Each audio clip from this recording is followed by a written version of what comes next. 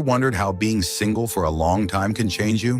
Whether by choice or circumstance, going years without a romantic relationship affects people in ways they may not even realize. Some of these changes are empowering, helping you grow stronger and more independent. But others, they can make it harder to connect with someone new, even when the opportunity arises.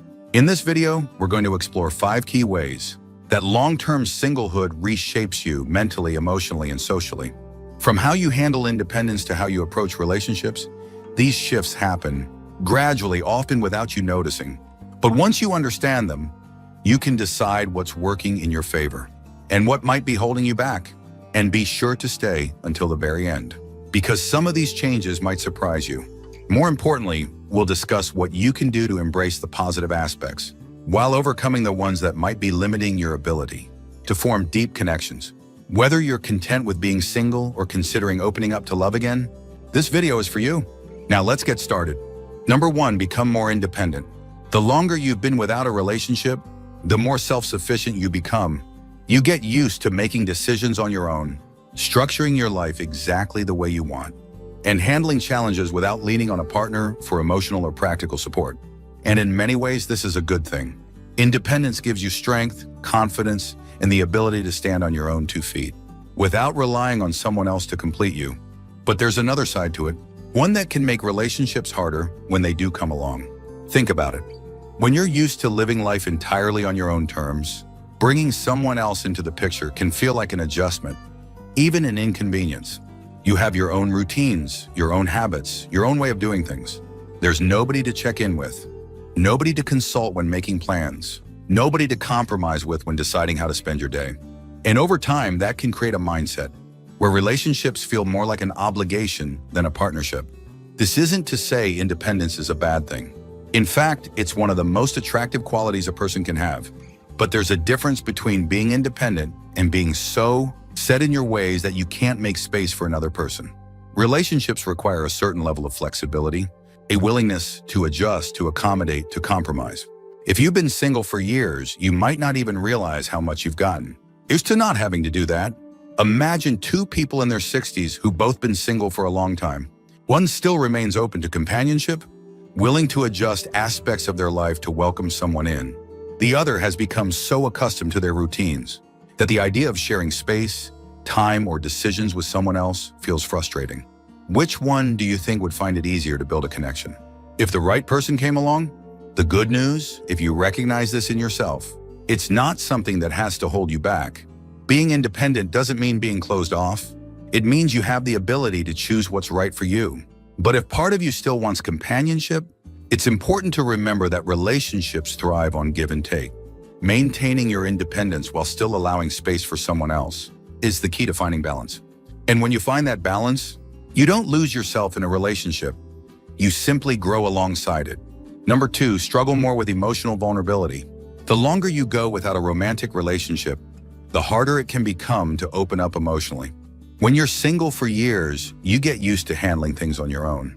Your thoughts, your emotions, your struggles. You don't have someone regularly asking how you're feeling, checking in on your day, or providing that deep level of emotional support that relationships often bring. And over time, you may start to build walls without even realizing it. Emotional vulnerability is a skill, and like any skill, it requires practice. In a relationship, you naturally learn to express your feelings, to share your worries, to lean on someone when things get difficult. But when you've been alone for a long time, that muscle weakens. You might find it uncomfortable to let someone see the softer, more unguarded side of you. You might hesitate to admit when you need help, or struggle to say things like "I miss you" or "I need you." And in some cases, you might even convince yourself that you don't need that kind of connection at all. But the truth is, no matter how independent you are, deep down, everyone craves emotional intimacy. The challenge is that when you've been alone for a long time, letting someone in can feel foreign, almost unnatural. And if you're not careful, that hesitation can make it harder for relationships to develop, even when you meet someone who could be a great match. Imagine 2 people, both single for years. One is open to connection, willing to share their thoughts and feelings, even if it feels a little uncomfortable at first. The other has grown so accustomed to keeping everything to themselves that they struggle to express even the simplest emotions. Which one do you think will have an easier time forming a meaningful relationship. This isn't about forcing yourself to be emotionally open with just anyone.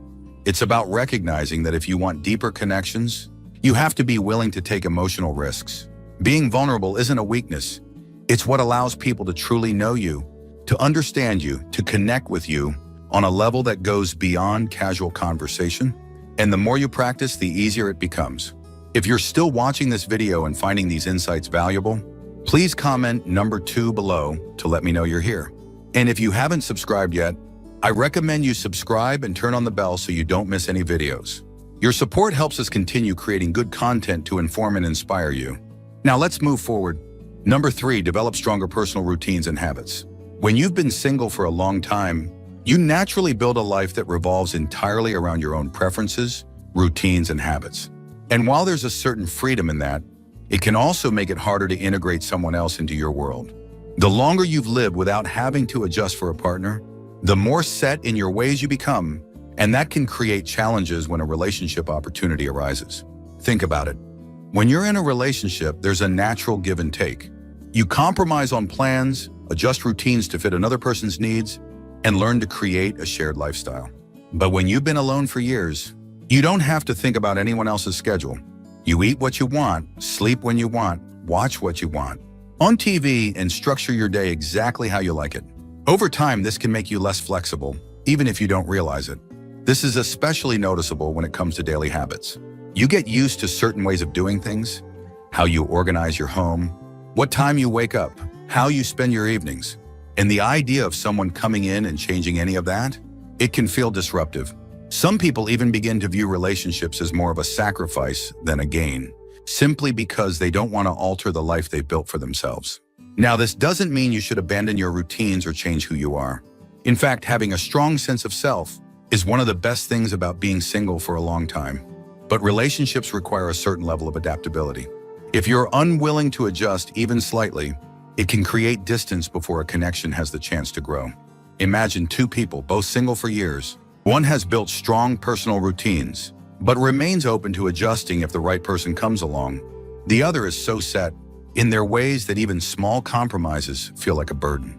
Which one do you think will have an easier time maintaining a relationship? The key is balance, keeping the structure you enjoy, while also allowing room for someone else when the time is right. Because at the end of the day, the habits you've built over the years should enhance your life, not create barriers that keep people out. And when you can find that balance, you don't lose your independence, you just make space for something more. Number 4, raise your standards sometimes too high. The longer you've been single, the more selective you become about who you're willing to let into your life. And in many ways, this is a good thing. When you've spent years on your own, you learn exactly what you want, what you don't want, and what you're not willing to tolerate in a relationship. You've had time to reflect on past experiences, to understand your personal boundaries, and to develop a stronger sense of what truly matters to you. But there's a flip side sometimes. Those standards can become so high that they start keeping people out. Instead of letting the right one in, think about it. When you're young, relationships often come with a sense of discovery. You're more open to exploring connections, learning from each other, and figuring things out along the way. But when you've been single for a long time, you might expect someone to fit perfectly into your life right from the start. You might become less patient with flaws, less willing to navigate differences, and more likely to dismiss someone over small imperfections. Over time, this can lead to a cycle where nobody ever seems good enough. And it's not just about expectations for a partner, it's also about expectations for love itself. If you've been single for years, you might have built up an idealized version of what a relationship should look like. Maybe you expect the perfect emotional connection, effortless communication, or the kind of chemistry that feels straight out of a movie. But real relationships take work. They require patience, compromise, and a willingness to embrace someone's imperfections, just as you'd want them to embrace yours. Now, raising your standards isn't a bad thing. In fact, knowing your worth and refusing to settle for the wrong person is one of the best things about spending time alone. But the key is recognizing the difference between having high standards and having unrealistic ones. If your list of requirements is so rigid that no one could possibly meet them, you might be unconsciously closing yourself off to potential connections.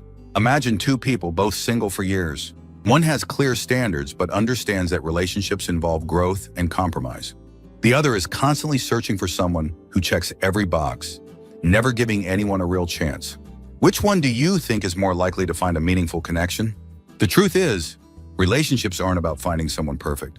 They're about finding someone whose imperfections you can accept and whose presence makes your life better. If you've been single for a long time and struggle to find a good match, it might be worth asking yourself, am I looking for a real connection, or am I chasing an ideal that doesn't exist? Because sometimes the right person isn't the one who meets every expectation. It's the one who brings something real, something lasting, and something that reminds you why love is worth the risk. If you're still watching this video and finding these insights valuable, please comment number 4 below to let me know you're here. And if you haven't subscribed yet, I recommend you subscribe and turn on the bell so you don't miss any videos. Your support helps us continue creating good content to inform and inspire you. Now let's move forward. Number 5, feel less pressure to be in a relationship. As time goes on, you may find that the urgency to be in a relationship begins to fade. When you've been single for a long time, you learn how to be content on your own. You fill your life with routines, hobbies, friendships, and personal goals, and in many ways that can be incredibly fulfilling. Unlike when you were younger, when there was social pressure to pair up, settle down, and follow the traditional relationship path, you start to realize that you don't need a romantic partner to live a happy, meaningful life. And while that's a sign of personal growth, it can also create a mindset where you become indifferent to relationships altogether. Over time, this shift in perspective can make it harder to step back into the dating world. When you're used to your independence, the idea of adding someone into your life might feel unnecessary, even disruptive. You may start thinking, why go through the effort of dating when I'm perfectly fine on my own? And in some cases, that feeling of comfort can turn into avoidance. You might convince yourself that relationships aren't worth the trouble, not because you truly don't want one, but because the idea of change feels overwhelming. This doesn't mean that choosing to remain single is a bad thing. If you genuinely prefer it and feel at peace with that choice, then there's nothing wrong with embracing it. But if you still find yourself wanting companionship, yet avoiding opportunities to connect, it may be worth asking yourself if you've built emotional walls without realizing it. Imagine 2 people, both single for many years. One has accepted their independence, but remains open to the possibility of love if the right person comes along. The other has become so comfortable in their solitude that they no longer put in any effort to meet people, even when they secretly crave connection. Which one do you think has a better chance of experiencing companionship when the opportunity arises? The key is recognizing the difference between genuine contentment and passive avoidance. Being comfortable alone is a strength, but letting that comfort turn into isolation can be a missed opportunity. If you've been single for a long time, take a moment to ask yourself, am I truly happy this way? Or have I simply convinced myself that I am because it's easier than taking a risk? Because the truth is, relationships aren't about filling a void. They're about enhancing the life you've already built. And if you keep your heart open, you never know what incredible connections might still be ahead of you. Final thoughts. As we wrap up this video, take a moment to reflect on these 5 changes. Do any of them sound familiar? If you've been single for a long time, you've probably experienced at least some of these shifts. And while many of them can be positive, helping you grow stronger, wiser, and more self-sufficient, it's also important to recognize when they might be holding you back. Being single is not a flaw, and it's not something that needs to be fixed. In fact, some of the happiest people are those who have learned how to enjoy their own company. But if deep down you still desire companionship, it's worth asking yourself, have I unconsciously built walls that keep people out? Have I become so set in my ways that I no longer make space for someone else? Have I let past experiences or high expectations stop me from giving new connections a real chance? The good news is, it's never too late to make small changes that open the door to love and connection.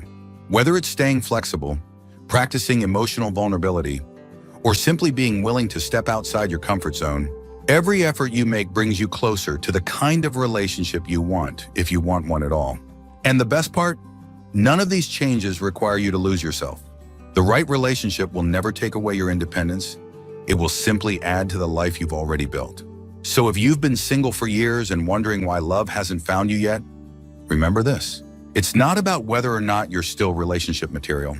It's about whether you're still open to the possibility of connection, growth, and companionship. And when you are, love has a way of finding you, even when you least expect it. Thank you for joining us today. We'd love to hear from you. Leave a comment below and share one thing you learned today and how you plan to use it in your life. Your thoughts are important to us, so don't hesitate to share them. Reading your comments gives us great motivation and encouragement. If you enjoyed this video and found it helpful, please like, subscribe, and share. Your support helps us continue creating good content to inform and inspire you. Thanks for watching, and we look forward to seeing you in the next video.